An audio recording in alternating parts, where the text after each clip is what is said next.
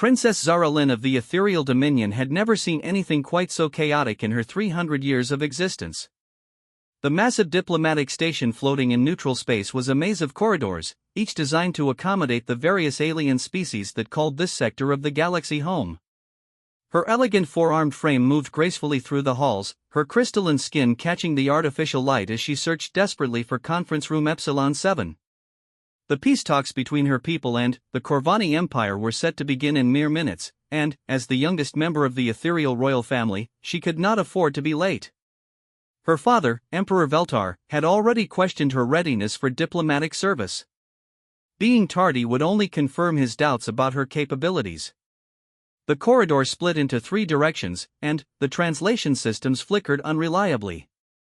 The signs meant nothing to her now. In her panic, she chose the middle path, her flowing ceremonial robes rustling as she quickened her pace. The hallway seemed different here, somehow smaller and more cramped than the others. The walls were made of some strange metallic substance rather than the organic biomaterial used in most of the station.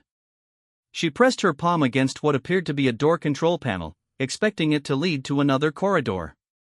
Instead, the door slid open with a soft hiss, revealing a room that made her freeze in absolute bewilderment. The space was tiny compared to the grand chambers she was accustomed to. Strange rectangular objects lined shelves along the walls, their spines marked with symbols in an unfamiliar script. A small workstation sat in one corner, covered with mechanical devices that seemed primitive yet somehow purposeful. But what truly caught her attention was the figure hunched over a desk in the center of the room. It was a human. She had heard of them, of course. The newest species to achieve interstellar travel, barely 2 centuries into their space age. They were considered something of a curiosity among the galactic community. Young, aggressive, and unpredictable. Most diplomats preferred to avoid them when possible. The human looked up as she entered, and she found herself staring into 2 small, round eyes set in a pale face framed by dark hair. Unlike her people's 4 arms, he possessed only 2, and his movements seemed almost clumsy as he stood quickly, nearly knocking over a container of what appeared to be some kind of dark liquid. "Oh. I'm sorry, I think you've got the wrong room," he said, his voice carrying a strange accent through the universal translator. "Are you looking for the diplomatic wing? It's back down the main corridor, take a left at the junction, then follow the blue markers." Zara Lynn found herself unable to speak for a moment. She had expected the human to bow, or at least show some recognition of her status. The jewelry adorning her arms and the formal robes she wore clearly marked her as nobility. Yet this creature simply stood there, offering directions as if she were any common traveler.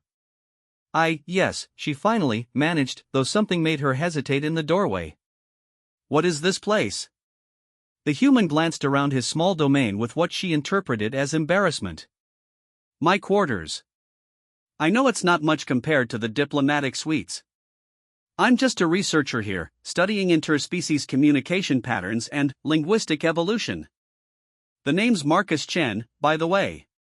He extended one of his 2 hands toward her, and, after a moment of confusion, she realized he expected her to grasp it with one of her own. The gesture was foreign to her people, but something about his earnest expression made her comply.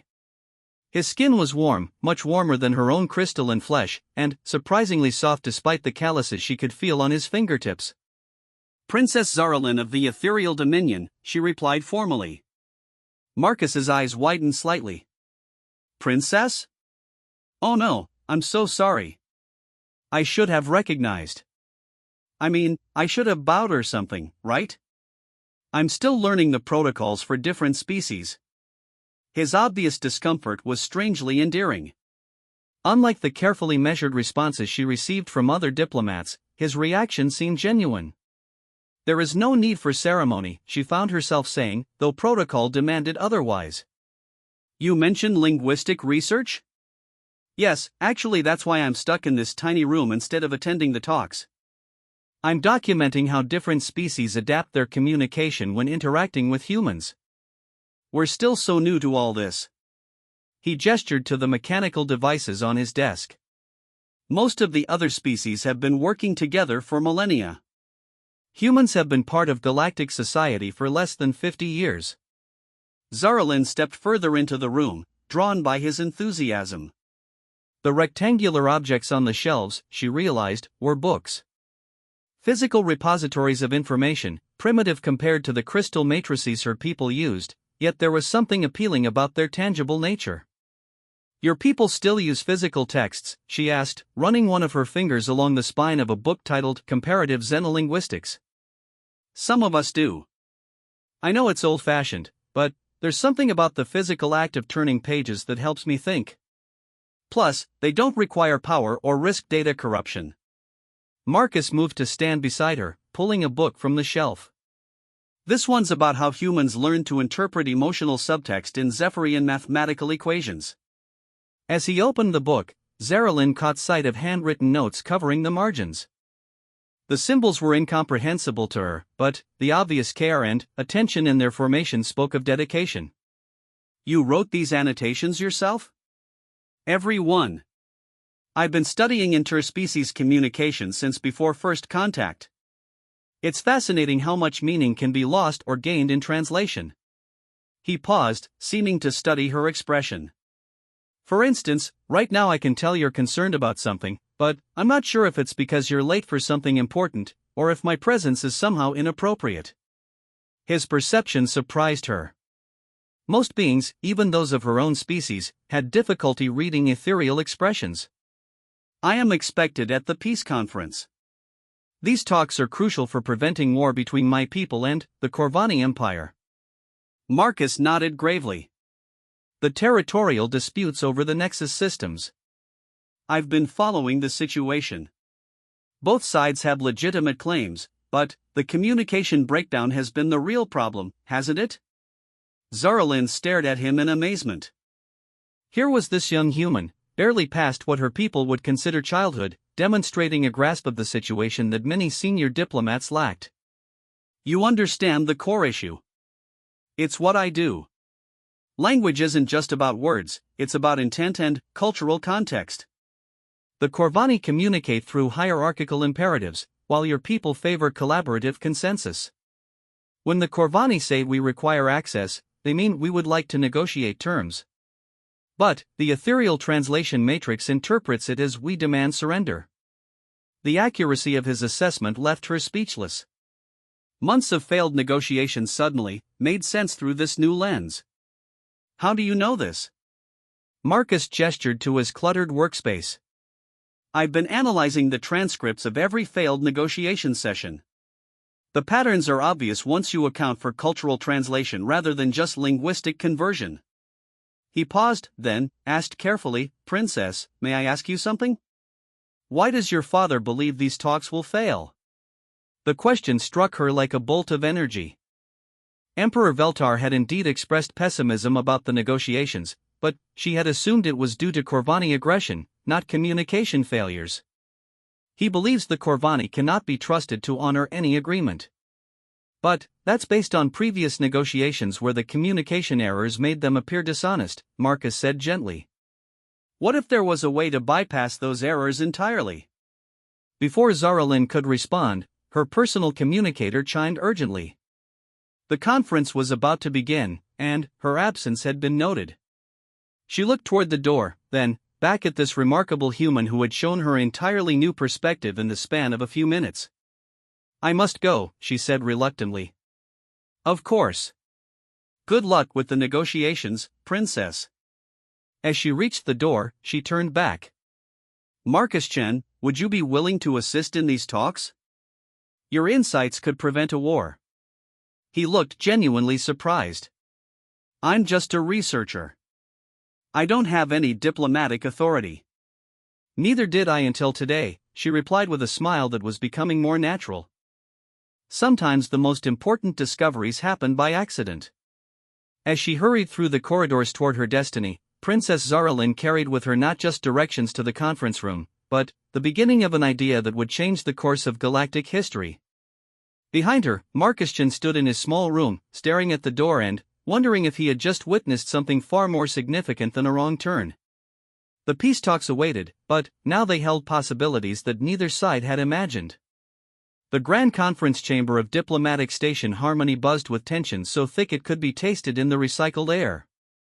Princess Zaralyn took her place at the curved table, her father's stern gaze following her every movement. Emperor Veltar's crystalline features showed no emotion, but she could read the disappointment in the subtle shift of his posture. Being late to such crucial negotiations was unforgivable. Across the table, the Corvani delegation arranged themselves in their characteristic military formation. Admiral Fexmore, their chief negotiator, was an imposing figure even by Corvani standards. His chitinous exoskeleton gleamed under the chamber lights, and his compound eyes reflected the room in 1,000 different angles. The translator devices struggled with the clicking and chittering sounds that comprised Corvani speech. "We shall begin with territorial boundaries in the Nexus 7 system," announced Mediator Kel, a representative of the Neutral Galactic Arbitration Council. "The Corvani Empire claims mining rights based on prior exploration, while the Ethereal Dominion asserts cultivation privileges through ecological partnership with local species." Admiral Fexmore's mandibles clicked rapidly. Through the translator, his words came out as sharp demands: "The territory belongs to those strong enough to claim it. The ethereal weakness will not be tolerated in systems of strategic importance." Emperor Veltar's forearms spread in what humans might mistake for a welcoming gesture, but Zaralyn recognized as a defensive posture. The Corvani Empire speaks of strength, yet they would destroy entire ecosystems for temporary resource gain. This demonstrates short-sighted foolishness, not wisdom. The familiar pattern began immediately. Each side's words were being filtered through translation matrices that converted not just language, but cultural meaning. What the Corvani intended as statements of capability came across as threats. What the ethereals meant as expressions of concern sounded like condescension. Zaralyn watched the exchange with new understanding, Marcus Chan's insights echoing in her mind. The Corvani admiral wasn't threatening war, he was trying to establish his people's credentials as reliable partners. Her father wasn't being dismissive, he was expressing genuine concern about environmental stewardship. "If I may," she interrupted, surprising everyone in the room. Junior royalty rarely spoke in such formal settings. "Admiral Fexmore, when you speak of strength, you refer to your people's proven ability to maintain and defend territorial claims, correct?" The admiral's compound eyes focused on her with sharp attention. "Yes, Princess. The Corvani protect what is ours. And, father," she continued, turning to Emperor Veltar, "your concerns about short-sightedness relate to ensuring long-term sustainability of resource extraction, preserving the systems for future generations?" Her father's confusion was evident, but he nodded. The Nexus systems contain delicate ecological networks that took millennia to establish. Zaralyn felt a surge of excitement as the pieces fell into place. "Then, perhaps we are discussing the same goals through different approaches. Admiral, would the Corvani be interested in extraction methods that could continue indefinitely without depleting the systems?" "Indefinite resource access would be acceptable," the admiral replied, his mandibles moving more slowly as he considered her words. "And, father, if the Corvani military presence could guarantee protection against resource pirates and unauthorized exploitation, would this address our security concerns?" Emperor Veltar's posture shifted slightly. Protection of the systems is indeed a primary consideration.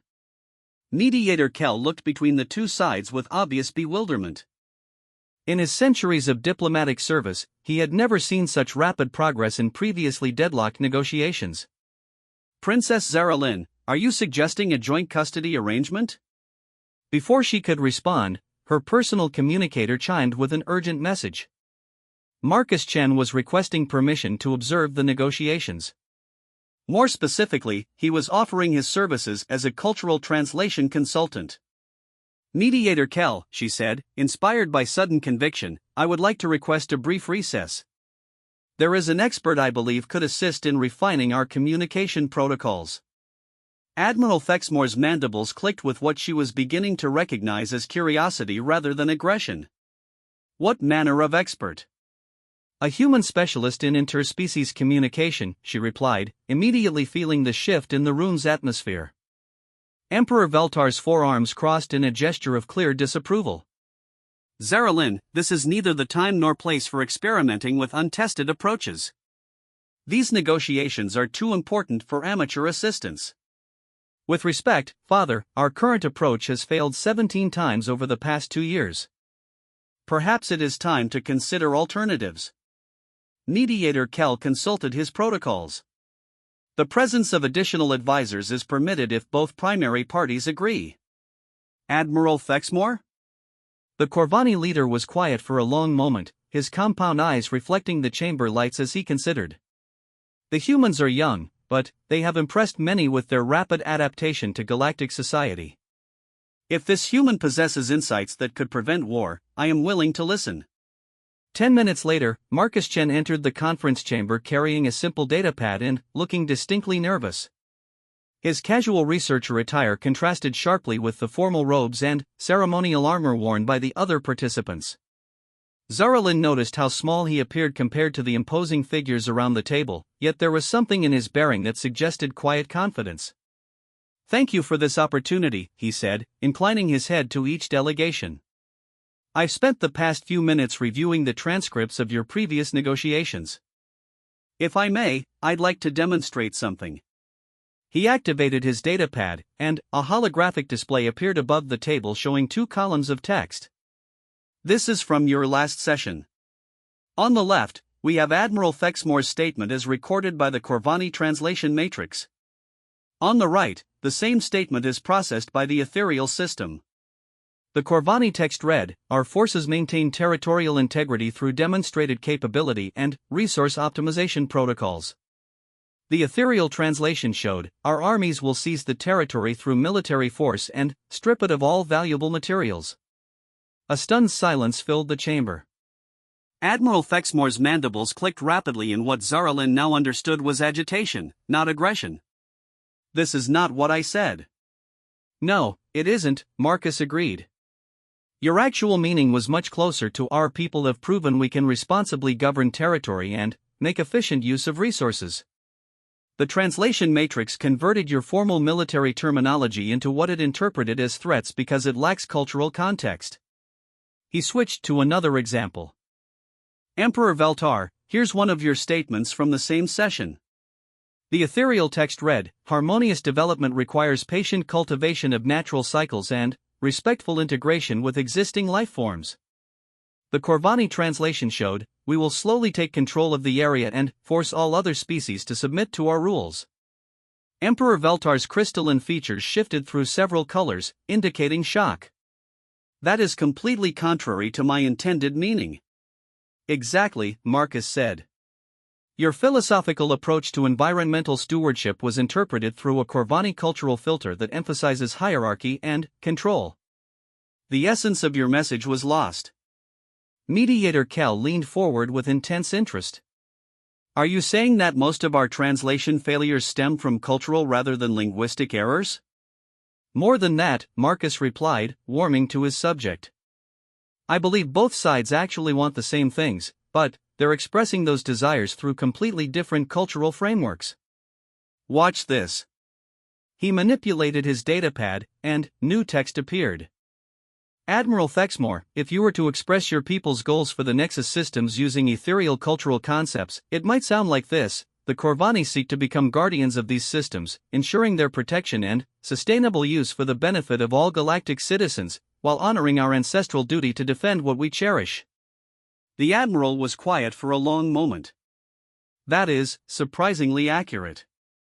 And, Emperor Veltar, your goals expressed through Corvani cultural concepts might be, the ethereal dominion demands strategic control of these systems to implement superior resource management protocols that will maximize long-term territorial value while eliminating inefficient exploitation by unqualified forces. The core meaning is preserved," the Emperor admitted, "though the expression is rather more forceful than our usual manner." Marcus smiled, and Zaralin found herself appreciating the warmth in his expression. That's the beauty of cultural translation. You're not changing what you want to say, just finding ways to say it that the other side can truly understand. Admiral Fexmore leaned forward, his massive form casting shadows across the table. "Human Marcus Chen, can you translate a proposal for us?" "I can try." The Admiral's mandibles moved as he spoke in rapid Corvani directly to his translation device. The standard translation came through as, Corvani forces will claim the Nexus 7 system and implement resource extraction protocols. Ethereal interference will not be tolerated. Marcus listened to the original Corvani audio, then consulted his datapad. After a moment, he offered an alternative. The Corvani Empire proposes to accept stewardship responsibility for the Nexus 7 system, implementing resource management practices designed for long-term sustainability. We would welcome ethereal expertise in developing protocols that honor the ecological balance while meeting legitimate resource needs. That, said Admiral Fexmore with obvious satisfaction, is exactly what I meant to say. Emperor Veltar's forearms uncrossed for the first time since the session began. Admiral, if that is truly your proposal, then, perhaps we have been negotiating based on fundamental misunderstandings. As the session continued with Marcus providing cultural translation, Zaralyn watched something remarkable unfold. Points of contention that had seemed insurmountable began to reveal themselves as simple communication failures. Both sides discovered they shared concerns about resource sustainability, territorial security, and economic stability. The Corvani military efficiency and ethereal environmental expertise weren't competing philosophies, but complementary approaches to the same challenges. Hours passed as if they were minutes. By the end of the session, the framework for an unprecedented cooperation agreement had emerged. The Corvani would provide security and administrative structure for the Nexus systems, while the Ethereals would guide environmental policies and sustainable development practices. Both sides would share in the benefits, and both would bear responsibility for the system's long-term welfare. As the formal session concluded, Admiral Fexmore approached Marcus directly. Human researcher, your insights have prevented a war that would have cost millions of lives. How can such wisdom come from so young a species? Marcus looked slightly embarrassed by the praise. Maybe it's because we're outsiders. Sometimes it takes fresh eyes to see solutions that have been there all along. Emperor Veltar joined them, his attitude toward both Marcus and his daughter noticeably changed. Princess Zaralyn, your instinct to seek this assistance showed wisdom beyond your years. Marcus Chen, the ethereal dominion owes you a debt that cannot easily be repaid. Just knowing that peace is possible is payment enough, Marcus replied. As the various delegations filed out of the chamber, Zaralyn found herself walking beside Marcus toward the exit. You did something extraordinary today, she told him. We all did, he corrected. I just helped everyone understand what they were really trying to say to each other. Is this what humans do? She asked curiously. Find solutions that others miss? Marcus considered the question seriously. I think maybe we just asked different questions. When everyone else was trying to figure out who was right and who was wrong, I wondered if maybe both sides were right and just talking past each other. As they reached the corridor where they would part ways, Zaralyn felt reluctant to end their conversation. The day had been full of revelations, not just about communication and diplomacy, but about the remarkable perspective that this young human brought to seemingly impossible problems. Marcus, she said impulsively, would you be interested in staying on as a cultural advisor? These negotiations were just the beginning. There will be implementation meetings, regular reviews, and undoubtedly new challenges as our peoples learn to work together. His eyes lit up with enthusiasm. You mean it? I could help establish permanent communication protocols? More than that, she replied, surprising herself with the certainty in her voice. I think you could help change how the entire galactic community communicates with each other. This problem exists everywhere, doesn't it? Not just between Corvani and Ethereals. Marcus nodded slowly. Every species approaches communication differently.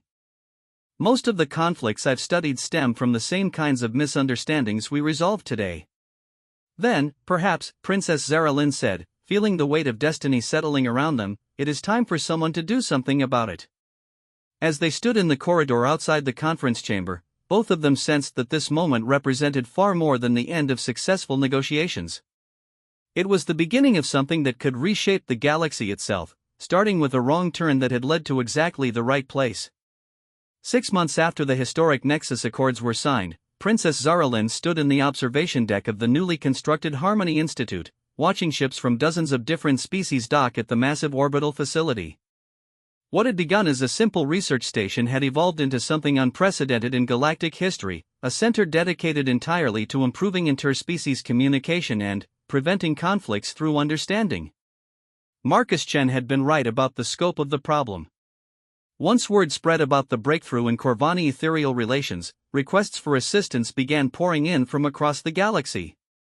The Zephyrian-Andorian trade disputes, the territorial confusion between the crystalline collective and the gas giant nomads, the religious misunderstandings that had nearly led to war between the Thought Weavers and the Silent Builders.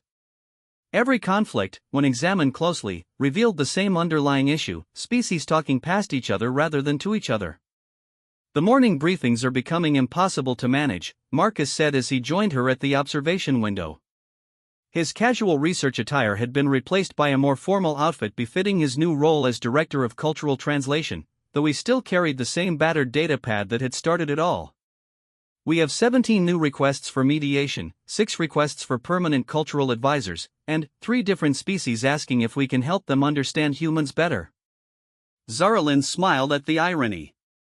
"The mysterious humans continue to puzzle the galaxy," says the princess whose people spent 3 centuries perfecting the art of crystalline empathy, yet couldn't figure out that the Corvani were trying to be helpful. Marcus replied with the easy humor that had developed between them over months of working together.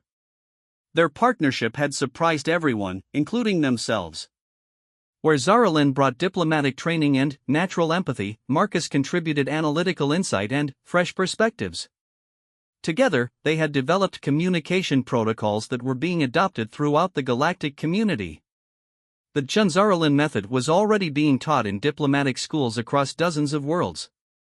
"The Thought Weaver delegation has arrived," announced their assistant, a young Corvani named Kixtal who had volunteered to learn human-style communication techniques. "They are requesting immediate audience regarding the Silent Builder situation." Marcus sighed. "The religious conflict. That's going to be a tough one."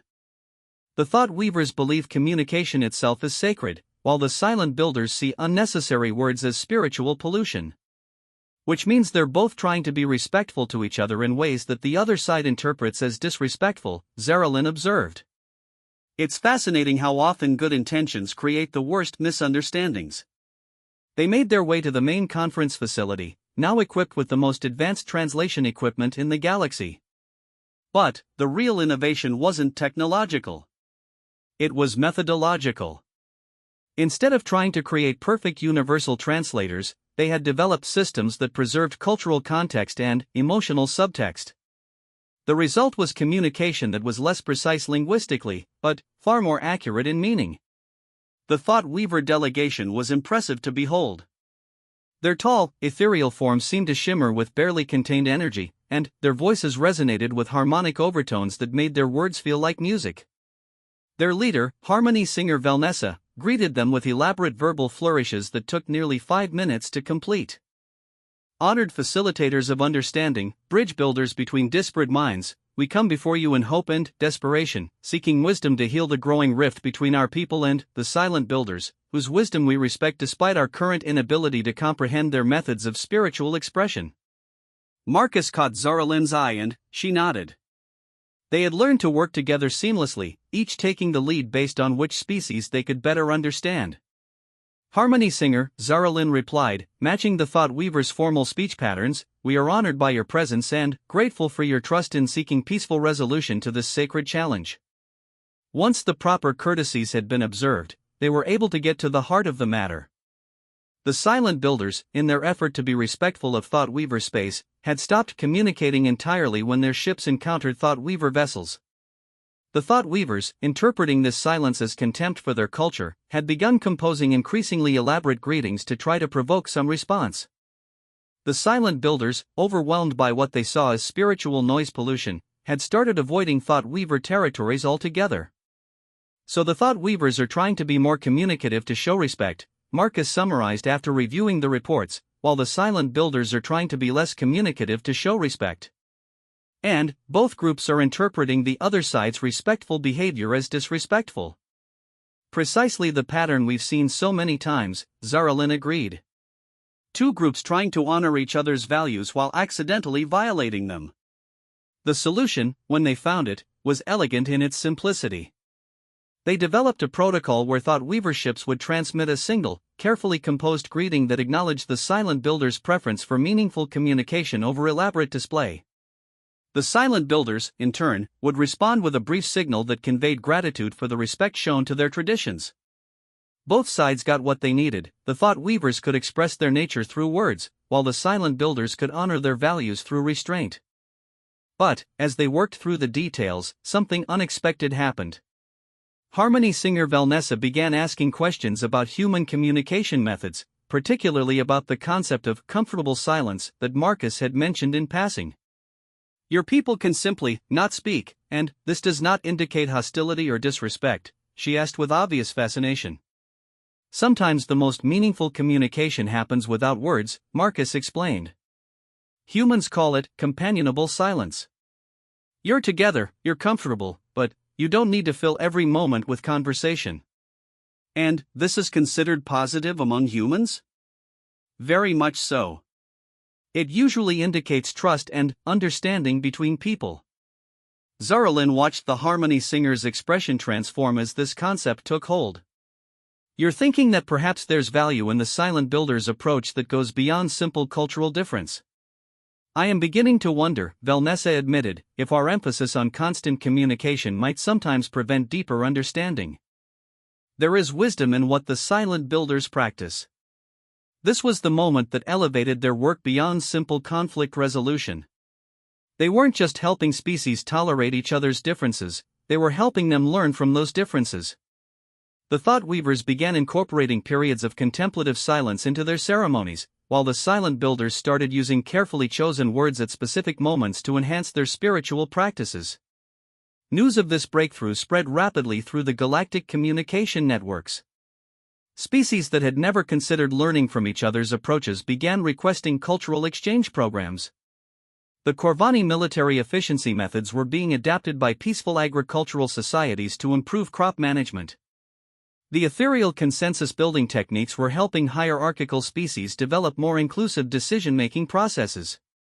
We've created something bigger than we intended, Marcus observed during one of their evening planning sessions. The Harmony Institute now operated around the clock, with representatives from over 40 species working to develop new communication protocols and conflict resolution methods. Have we? Zaralyn asked thoughtfully. Or did we simply uncover something that was always there, waiting to be discovered? They were standing again in the observation deck, watching the constant flow of ships arriving and departing. The diversity was stunning: sleek ethereal vessels that seemed grown rather than built, angular Corvani warships that somehow managed to look both threatening and protective, mysterious silent builder craft that appeared as floating geometric puzzles, and dozens of other designs representing the incredible variety of galactic civilization. Sometimes I think about that day when you took the wrong turn, Marcus said. What would have happened if you'd found the right conference room instead? The negotiations would have failed, Zaralyn replied without hesitation. My father and Admiral Thexmore would have said all the same things they'd said in previous sessions, with all the same translation errors, and we would have been preparing for war instead of planning cultural exchange programs. But that's not what I meant, Marcus said gently. I meant, what would have happened to us? The question hung in the air between them, carrying implications that neither had directly addressed despite the months they had worked together. Their partnership had evolved beyond professional collaboration into something deeper, though neither had been certain how to navigate the complexity of an interspecies relationship.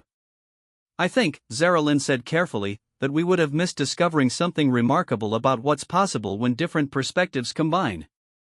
Professional perspectives, Marcus clarified, though his tone suggested he understood her meaning perfectly. Of course, she agreed, then added with a smile that had become precious to him, though I have noticed that our most successful communication protocols seem to work on multiple levels. Before Marcus could respond, Kickstal's voice came through the communication system. Princess, Director Chen, we have an urgent request from the Galactic Council. The Nexus Systems project has been so successful that they're asking if we can develop similar cooperation frameworks for the entire Outer Rim territory disputes.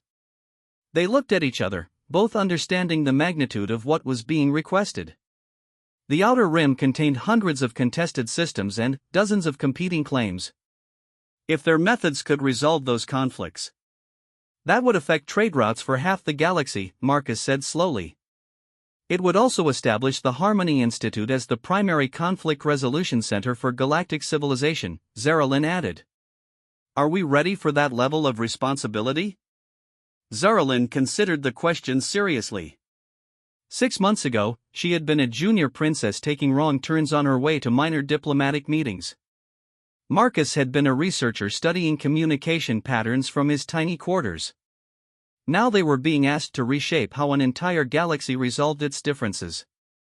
No one is ever ready for something like this, she said finally. But maybe that's exactly why we can do it. We came to this work without preconceptions about what was possible. Marcus nodded, his expression showing the same mixture of excitement and determination that had led him to accept her invitation all those months ago. Besides, we have something that most galactic institutions lack. Which is? We know that the most important discoveries often happen by accident, when someone takes a wrong turn and finds exactly what they didn't know they were looking for. As they prepared to respond to the Galactic Council's request, both of them understood that they were about to embark on something that would define not just their careers, but the future of interspecies relations throughout the galaxy. The wrong turn that had brought them together had led to more than just preventing a single war. It had revealed a path toward a galaxy where differences were seen not as sources of conflict, but as opportunities for growth and understanding.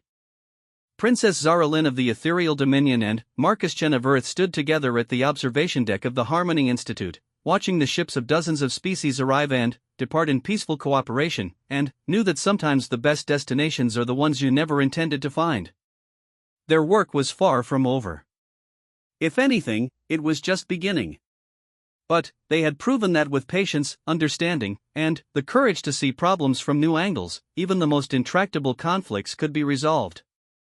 The galaxy was vast and full of differences, but those differences no longer had to be sources of division. They had learned to turn wrong turns into right directions, and, in doing so, they had changed the destiny of not just a princess and a researcher, but of galactic civilization itself. The future stretched ahead of them, full of challenges and possibilities, and they were ready to face it together. #on the battlefield with humans. I saw true horror the first time I saw humans fight. I thought I understood what terror meant. I was wrong. My name is Kefar, and I am a tactical observer for the Galactic Coalition. For 3 cycles, I had studied human military doctrine from the safety of command centers and briefing rooms. Their strategies seemed crude, their technology primitive, their tactics unnecessarily violent. The other species in our alliance whispered about human brutality, but I dismissed these as exaggerations. After all, how dangerous could a species be that had only recently achieved faster-than-light travel? The Zephyrian conflict changed everything I thought I knew about warfare, about survival, and about the creatures we had so foolishly invited into our civilized galaxy. It began as a simple territorial dispute. The Zephyrians, a proud reptilian race known for their military precision, had claimed 3 star systems that the Coalition had already designated for human colonization. Their fleet was impressive by any standard, sleek vessels with energy shields that could deflect most known weapons, crews trained from hatching in the art of space combat, and a military tradition spanning thousands of years. When diplomatic talks failed, the Coalition Assembly voted to resolve the matter through limited military action. It would be, they assured us, a brief and civilized conflict. The humans would deploy their ships, engage the Zephyrians according to established galactic warfare protocols, and the matter would be settled with minimal casualties on both sides. I volunteered to observe the human fleet as part of my research into their military capabilities. The assignment seemed routine, even mundane. I would document their tactics, analyze their technology, and file a report that would help the Coalition better integrate human forces into our defensive strategies. The human ship I was assigned to was called the Righteous Fury, and my first impression was one of disappointment. Compared to the elegant curves and gleaming surfaces of Coalition vessels, human ships looked like flying scrapyards. Exposed pipes ran along corridors, the lighting was harsh and industrial, and everything seemed designed for function over form. The humans themselves appeared equally unremarkable bipedal mammals of average height, with no natural weapons or obvious evolutionary advantages. Captain Sarah Chin greeted me with what humans call a smile, a strange baring of teeth that I later learned indicated friendliness rather than aggression. She was small even by human standards, with dark hair pulled back in a practical style and eyes that seemed to take in everything around her with calculating precision. "Welcome aboard, Observer Kethvar," she said in heavily accented Galactic Standard. "We're honored to have you document this operation. Fair warning though, things might get a bit rough once we reach the combat zone." I assured her that my species, the Veltar, were quite resilient and that I had observed many military operations without incident. She nodded politely, but I caught something in her expression that I couldn't identify at the time. Looking back, I think it might have been pity. The journey to the disputed system took 4 standard days. During that time, I was given free access to observe the human crew in their daily routines. What I saw initially reinforced my preconceptions about their primitive nature. They were loud, emotional, and seemed to lack the disciplined calm that characterized proper military personnel. They told crude jokes, engaged in physical competitions they called sparring, and displayed an alarming tendency toward what my translator called gallows humor. Lieutenant Marcus Webb, the ship's tactical officer, was particularly puzzling. He was a large human with numerous scars visible on his arms and face, evidence of what I assumed was a violent past. During our conversations, he spoke casually about previous conflicts, describing battles with the same tone one might use to discuss the weather. When I asked him about his injuries, he laughed, a harsh sound that made my scales shiver. "These old things," he said, indicating the scars. "Just souvenirs from the bug war. Nothing compared to what we gave those bastards in return." I had heard whispers about the bug war, humanity's first major interstellar conflict before joining the coalition. The enemy had been an insectoid species called the Cathari, known for their hive mind mentality and absolute ruthlessness. According to official records, the conflict had lasted 18 months and ended with complete human victory, though details remained classified. Webb's casual reference to it troubled me, but I filed it away as typical human bravado. The ship's doctor, an elderly human named Dr. Elizabeth Reeves, provided another perspective during our medical consultation. She was required to monitor my health during the assignment, and her gentle manner put me at ease. Unlike the others, she seemed genuinely concerned about my welfare. "Are you sure you want to observe combat operations directly?" she asked while checking my vital signs. "Human warfare can be intense. Perhaps it would be better to monitor from the command center." I explained that direct observation was necessary for my research, and that my species had witnessed countless battles throughout galactic history. She nodded slowly, making notes in her medical journal. "Combat affects every species differently," she said quietly. "What we consider normal tactics might seem extreme to others. Just remember that you can request to return to your quarters at any time." Her words struck me as odd. Galactic warfare protocols existed precisely to prevent excessive brutality.